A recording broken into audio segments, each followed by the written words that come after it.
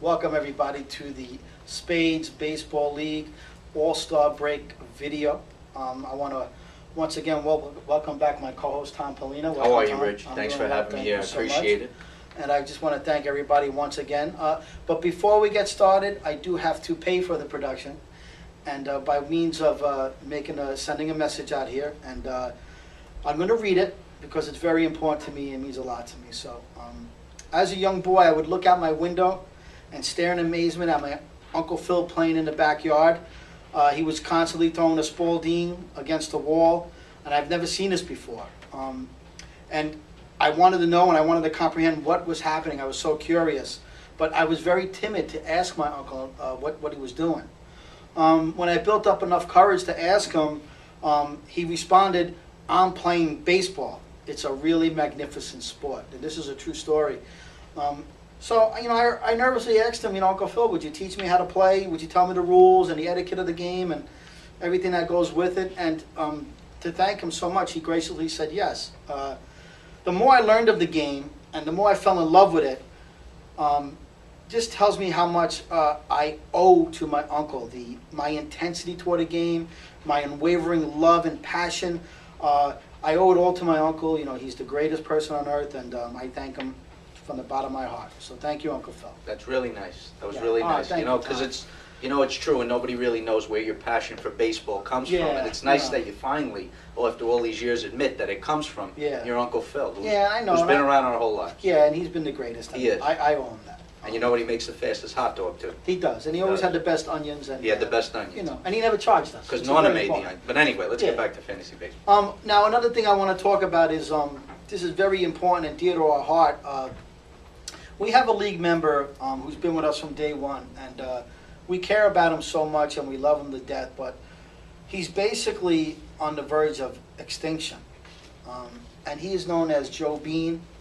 And if you could pan into our Joe Bean, the Save the Joe Bean Fund donation, you could send donations to, let's put a photo up there of Joe Bean, this lost soul. This is what he looks like. This is what he looks like. If you've seen this guy before, please contact us or send your donations to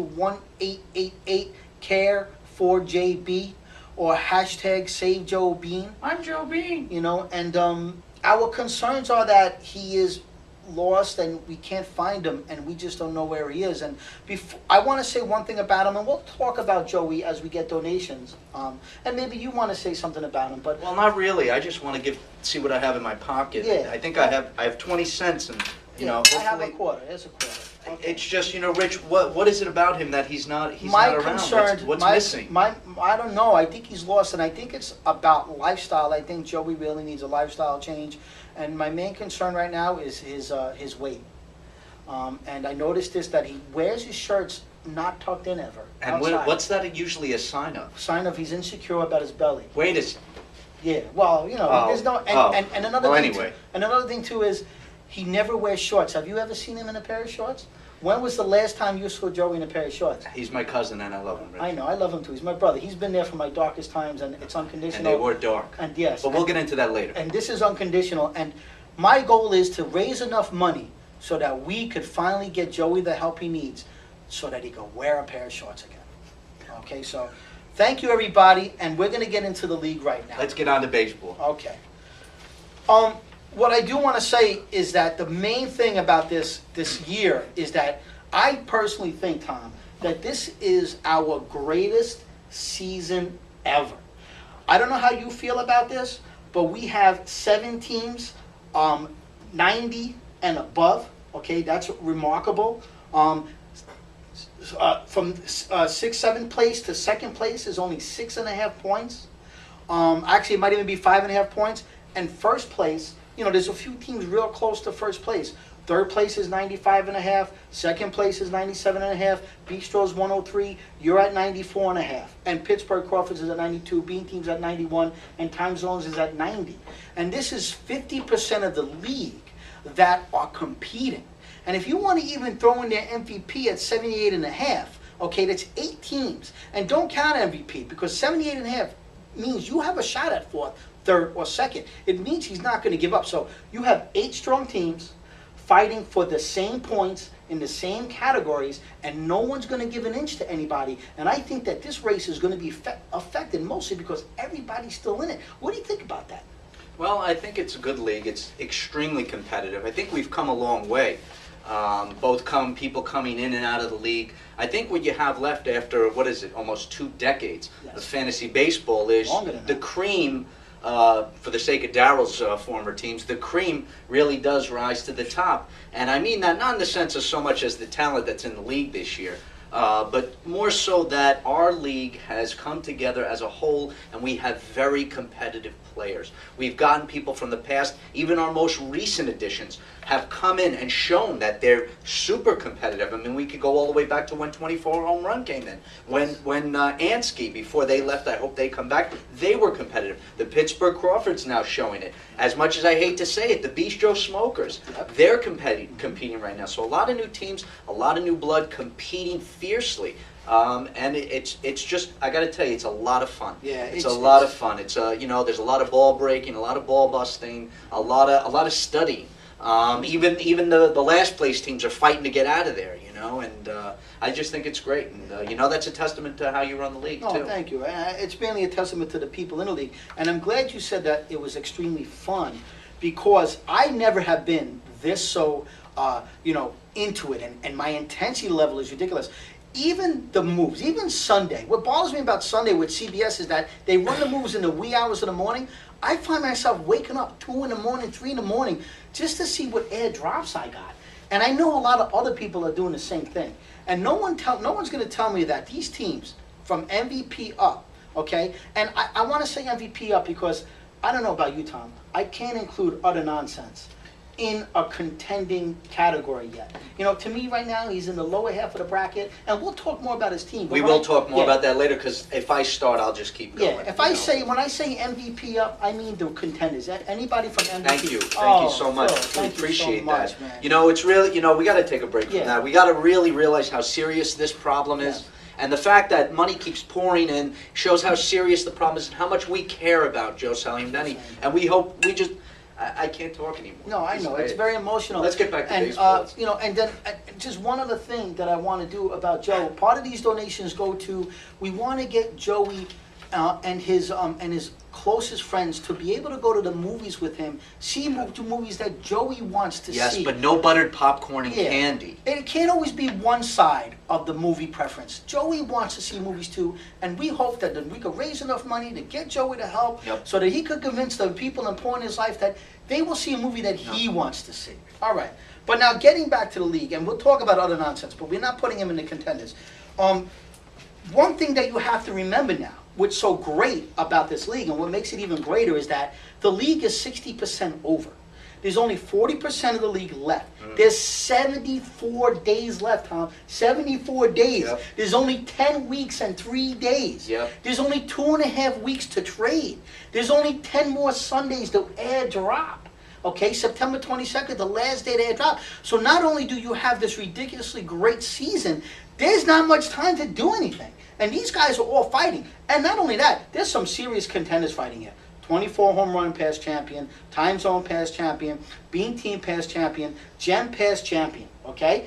Bistro doesn't have anything to stand by yet. No. Neither does Torch. He has his desserts to stand by, but we're going to talk about that another time. Later, yes.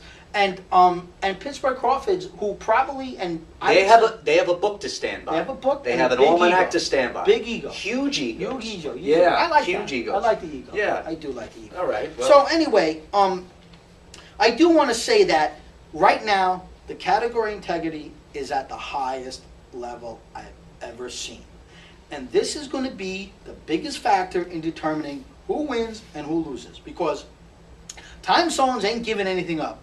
And they aren't going to trade. The business, what kind of business is going to happen between the group, amongst our group that are contenders? We're going to be wary of trading with someone because we might be helping them as well as hurting ourselves, or vice versa. We're so close together. So I don't see much activity going on here amongst each other. Well, but I think people are going to overthink things and start You to, think so? anybody that's going to talk trade is always going to look at the other guy's plan. They're not going to look at their own plan, and they're going to take their eye off the prize, which is them getting first place and improving their team. But they're going to worry, like you said, about what the other guy's doing. They're going to overthink things. What's he got? I haven't figured it out. So you know what? I'm just not going to trade. And I think in the end, that's what's going to end up Yeah, happening. I think that people are going to be scared. Yep. Okay, and they're Yep. not, like you said, they're not really going to focus on the crown, Yep. winning the crown. And we'll get into the individual Yes. people like that later, the possibilities. I still want to say that we're going to get into the team soon, but I do want to acknowledge Pittsburgh Crawfords a little bit and MVP for really being positive people in this league. I think MVP is having a ball. He's really energetic, and I'm so happy, and I think we'll have him every year. You know, Pittsburgh The Crawfords. Winstrol.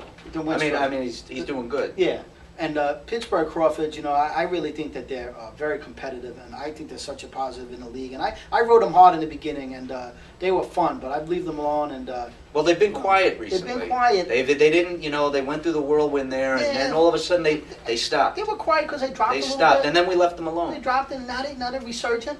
And I know they're probably I eager. don't know and if they very were sure hungry. they, you know what? Well, we'll Yeah. talk about them later. Okay, We'll so talk. again, you know, Bistro's got 103, and congratulations so far. I mean, but that don't mean anything, Bistro. I mean, you didn't do anything yet, and we've seen many a team get to this point and not get the job done. And you know, I think that it's a long road ahead. And when I talk about your team, you'll understand where I think you're going to be. The fact that second to seventh is only 7.5 points separated. Yeah, that's crazy. That's crazy. Really crazy. There's fourth place is 50% off Yeah. next year, and the 20% to third, and the Yep. 30% to Half second. a point's going to make a difference lot this of year. money. There's Half a lot of point. money, and people aren't going to give up. So No. No. that's really what I say about the season. And you know, one of the things also I want everybody to realize is that this is an extremely competitive league, and I know it's my league, but it's really a league of the history of our players. And this is my second stint at running it, but Joe Bean and Torch ran it, and Joe Zayas, who's no longer in the league, ran it, and they're very important to the longevity of this league since 1989. And most of us have been in forever, and some people have come along the way, like 24 Home Run, who's basically an OG now, and even McFlint, about 10 years in the league. So in order to compete in this league, you must prepare, and this is part of the message I got to give to these bottom teams, because I haven't mentioned the bottom teams yet, but these bottom teams like the Club and Sleazeballs and Cream Team and Utter Nonsense and Metropolitans and McFlint. and McFlint. Come on, I mean, McLast. McLast. McLast. McLast. Come And on. you know, you really have to prepare nowadays, and I don't think any of you guys that are in that bottom six really have prepared enough. And you know, whether you think I'm insulting you or not, or maybe I'm challenging you, but I think that in the future, and this evidence from this year, you have to understand, this is more. This takes more energy and effort, and the effort needs to improve with these teams, and I don't see it. No, well, you know, it's nice. You charted nicely how these teams that have been in the league a long time have done over the years, and the teams that you just mentioned. I mean, you look at them and how they've done in the past few years, and it's not good. No. The averages are not good. No. You know, and that's what you want. You want to be able to place high at least once in a blue moon. You want to be able to get something to recoup some of your losses back. But I mean, you know, hey, everybody's in it for some people are in it for fun. I agree, and you know, the one thing that my suggestion I would say is there has to be a little more scrutiny with the waiver wire, and some of you teams are making one pickup per week, which is ridiculous. And you have to recognize your bad draft, and you have to recognize your injuries, and you got to handle them and do your homework and to get out of the hole. Because I may not have had the greatest draft, but I know the effort's there, and maybe one of the reasons why I'm in contention is because of my effort. So those teams on the bottom, we love you. You're very important. You're part of the league. Yep. But you could see McFlint's You make been up a lot of the prize 14th pool. every year, every week. The Club is basically been 12th or 13th every week. Cream And this is Team- well, I'm not. This is Cream Team been 10th, Yep. 11th, 12th every week. Metropolitans basically since the first month has been in 10th place. And Sleazeballs, you know, say Joe Bean Fund, you know, he's been in basically 11th place the whole time. So they've been non-factors this whole season. So that being said, we're going to ready? start talking about the teams. All right. Okay? And Rich, go. the first team that we're going to come up, we're going to go in reverse order as of the standings as of yesterday, and that's how we're going to go. We feel it's only right. The person in first place should be talked about Yes. that and garner the most respect, and subsequently backwards. We're going to start with McFlint. They're in last place as of today. They're team number 14. What do you think about this team, Rich? Well, again, we're talking about Rich Ramirez and Chris Donnie, and we did give him 250 to 1 pre-draft, and we followed up with 300 to 1 post-draft, worst odds, and obviously, it was due. They earned it. They have 40 points. They're currently 14th place. They've been in 14th place the whole year. They were as low as 22.5 points. Which is ridiculous. That was embarrassing. Yeah. Then when they had something like 8 points in offense. Oh. We talked about how they were going to fight in the draft and bicker, and never be on the same page. This is the pre-draft stuff. And, we talked about the goon and the little guy, and we didn't think there was much coordination in their operation, and we thought they would push the limits with the clock. And I think all of that stuff has translated into this season. It's been a hectic season for them. Okay, they're trying to get out of this bottom of the barrel, and they put all this work in. I mean, they have made how many trades they've made? They made 2, 4, 7 trades, okay, and out of their original roster, they got maybe 6 people left out of their originally drafted roster. So, yeah, they have the effort. They've made the effort to improve their team. And they've put forth the activity. And I think mainly to not come in last place. Well, this is a team that started out right out of the gate. They made everybody think that they were together. They were as strong as ever in the draft. But obviously, I mean, if we know how these two people are, that wasn't true. Obviously, one person had one thing going on in his life. Yes. We're not supposed to mention those things anymore, we so we won't. mention the And then names. other people, people were falling in love. Love was Yes, in the yes. air, let's just say. And it came through in their draft. Yes. They got hit hard. They fell right to the bottom. You got to give this team credit because straight out the gate, any other team would have given up on the season, stopped making moves. You would have had people on the DL. This team fought, continued to fight, continued to make trades, continued to make available players to other teams and move that pool around, which is key to an enjoyable league. Yep. Now, this team has fought hard, and not for nothing, I can guarantee they're not going to be in last place again. And that's very big. And to show that pride shows just how competitive this league is, because you don't want to end up in last place, because you're going to hear it. Either that or you're going to leave. Yeah. And I just think this team has performed well in the midst of all this adversity. And I like what they're doing with their team. It may not be the perfect thing. They're not going for money, obviously, but they're going for pride. I think they're doing first place when it's coming to that topic. And that's how you want a last place team to act. You want them to still pay With attention integrity. every week. Yep, high integrity. High integrity. They're making the air drop waiver wire weekly thing, and I can only say this about McFlint, because the teams in 13th, 12th, 11th, and 10th, they haven't protected the rest of the league from getting some of these good players. McFlint has, other than Edwin Mujica, they've been a factor in the air drop process. And the good players really aren't going to get by them. And that's what you want. You want the bottom teams to not let the good players get to the contenders. Yes. Because when one of them falls through, then it affects it. Yes. I will say that I think the Rich Ramirez getting married was a big distraction. Right. Don't mention the name, though. I'm not mentioning Okay, names. okay. And I also want to say that last year Chris Donnie got married. Yes. And they had a horrible year. Yep. And I don't know, I'm not really making an accusation here, but I think Richie's actually getting even with Chris. Wow. But by getting married and Yeah, saying, and since you got a girlfriend, Since I'm you did getting this a to me girlfriend. last year, I'm doing this to you this year. So, yeah. Yeah. Wow. And I think in order for them to... And you usually right on with Yeah. your assessment of their Of their relationship. I mean, relationship. you really have been. Yeah. More so than anything. This is an issue, and I think that when the off-season comes, they need to get it all out. You need to talk to each other Yes. and push this to the side and come back and refocus and say, okay, you got me, I got you, I love you, Right. you love me, and let's never do this again. Yep. to each other. I think they will because both of them are married now, and Chris realizes now that I have no life left. Yeah. Fantasy baseball is my Yes, all. yes, I'm married, yes. and that's how it goes. Fantasy Yeah. baseball Mhm. becomes a key part. That's Yeah. why he concentrates Yep. on it. Richie will fall into that same. I think their partnership will come back Yes. together. They will compete next year. Yeah, and I hope so too. They're great guys.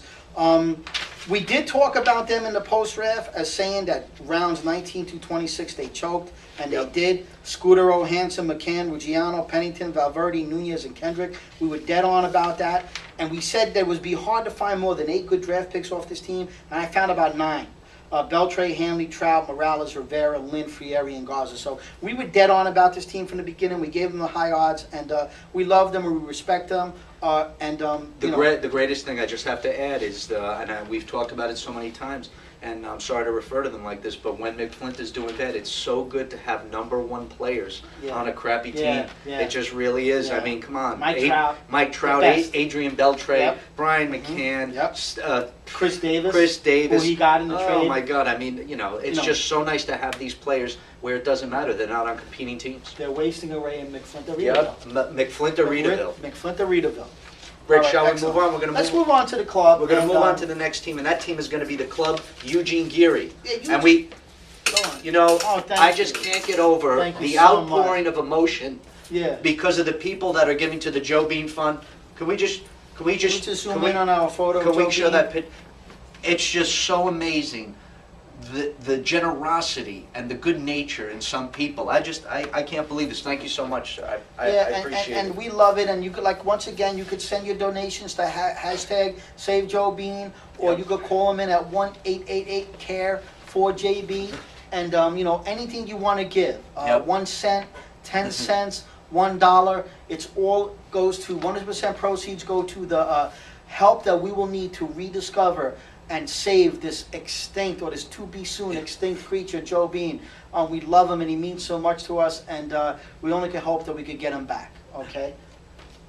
Eugene Geary and the club. Eugene Geary, I mean... Another person that needs desperate help. Yeah, well, listen, I want to take it easy on Eugene because I think he's at a crossing point here of decision-making regarding the league.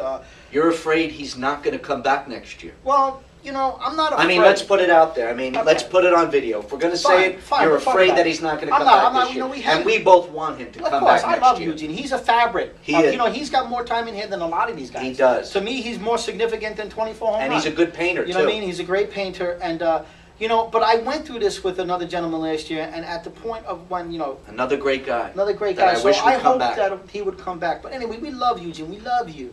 And you mean a lot to us. But I know that the intensity level of the league is really raised, and the competitive level. And I Tremendously. personally think that in order to have fun, you have to compete. And I gave Eugene these high odds in the beginning. You I did, give because him- last year you held him on such a high pedestal. He's good. He plays well. I gave him 10-1 pre, but I knocked him down to 100-1 post draft odds. And You're saying he hasn't adjusted to the level of competition He that's hasn't. entered this league now and where we stand. it's just the effort. It's all about effort. Not that he's incapable, but there's some evidence to tell me that I would like to see a little more out of Eugene. His moves. Well, he's currently 13th, and he's basically been in 13th place since week 7. He's at 42.5 points. And the one thing I did say about Eugene in the pre-draft was he learns a lot from his bad seasons. He doesn't waste a season, and he could work around losing key players to injuries. Post-draft, I thought, I said I thought he would come. He succumbed to the pressure of the pre-draft video. He thought he would be easy. I don't think he prepared that much. And that he needed to get a hold of his team and correct it right away. And that's where I don't think he really did and put the effort forward. He's kept his moves pretty consistent. Very, It seems like one a week. One a week is not And enough. we both know, as most teams know, that in the beginning of the season, you got to grab some key players. Those are people that are going to start, people that are going to surprise. They're going to get a full season out of these guys. And just the consistent one move. I don't know if it's a lack of interest or an overconfidence in his team. And then obviously, we can't, we got to talk about the 800-pound gorilla in the room. Yeah. And that is, of course, the trade with 24 home run. Well, it's not that it was we all have our opinions about the trade, but I mean, And they don't differ. the information out there on Mark Teixeira and the fact that he missed a whole year, you know what I mean, and the fact that he just came back, and when he came back, his stats weren't even that good. I mean, if you're going to trade a Matt Cain, who, by the way, isn't doing good, Right. and that's good. The only one doing good in the trade is John Jay, really. Yeah. But getting back to Teixeira, I mean, if the guy's calling you up and wants to give you Matt Cain, or you wants Matt Cain, and he offers you Mark Teixeira, why not say, listen, man, I want Adrian Gonzalez, okay? If you want Matt Cain, we know his reputation. We're talking about Matt Cain here. And you're also getting offered Teixeira. At that time, it would have been feasible. At that time, At that time, it would have been feasible. At that time is you don't risk taking Teixeira. Right. Okay, everybody knows you don't risk it. But, you know, we also talked about Eugene falling into the Darolitis syndrome. Yes, which is the name syndrome. Yankee player. Yeah. So, you know, I think this affected Eugene, you know, and I also, you know, he did give up the closer too, and I think he would have been better off with the closer. That being said, in the end of it all, he got the best player in the trade, John Jay. Yeah. You know, and that's how funny some things work out. Yeah, well, sometimes, Sometimes, other forces see things, and Well, they even things out. Yeah. Well, I'm Other speculating. forces, I don't know. But anyway, He did make a good trade later he did. on. He made a great trade. He did a counter offer. Yep. You know, and this is what Eugene does. He tries to He continued to play. Right, continued to where play. other teams would have fell off, would have lost their courage, would have disengaged from the game. Mhm. He stayed in there, and he's still making moves, and he's still playing. He's been consistent the whole time through. He redeemed himself with his moves, and I hope he does well. I mean, obviously, he's just way too far behind. And, Yeah. one thing about Eugene is he's a great guy, and he'll continue to make moves, and he won't leave his team alone. Yep. And, it's just a matter of, do you want to finish in last or not? And that's It's how I see gonna it. be tough, dude. It's You gonna know, be tough. As far as his teams, he hasn't really gotten anybody other than maybe Ozuna off the free agent wire. So to me, it's